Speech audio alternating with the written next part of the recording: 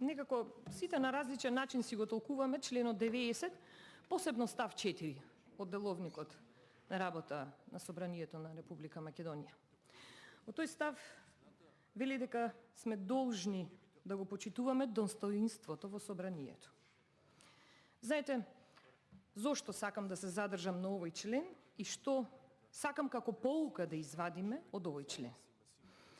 Ние на оваа комисија, која што е комисија за образование, во најголем процент сме сите наставници. Ако ја замислиме седницава и работата овде на комисијата како една училница, авторитетот во училницата доаѓа од наставникот. Енергијата во училницата доаѓа од наставникот.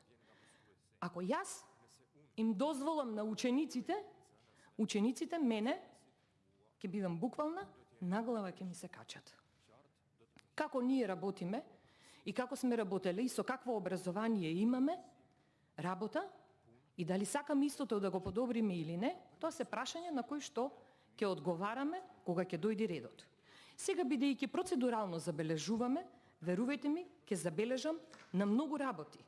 Дали достоинство е договореното да не се почитува, бидејќи се договоривме за одредена ситуација која ќе биде надмината на првата наредна закажана седница на Комисијата за образование и наука.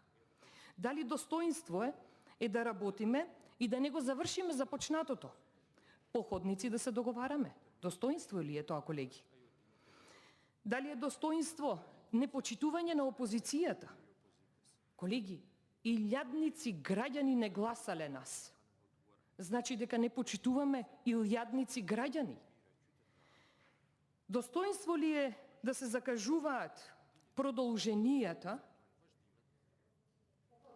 во ходници, да, кога вие сакате со заканување, бидејќи мене лично така ми беше кажано. Кога јас сакам, ќе закажам седница.